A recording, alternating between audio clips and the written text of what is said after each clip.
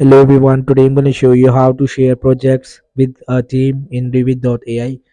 So I will be on our official website.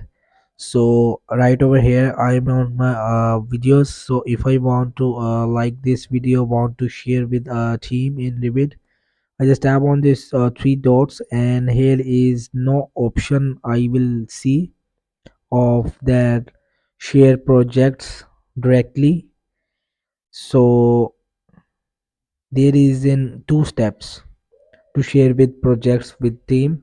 Number one is that you will just save this video on your desktop or mobile, and you will just share this full video whatever you want to collaborate with another team. Number one step is this, and number second is that you will just purchase the plan of this subscription of Revid.ai.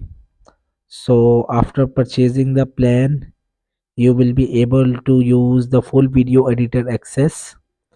So maybe after purchasing this plan, you will be see the option that share the project with a team of collaborate.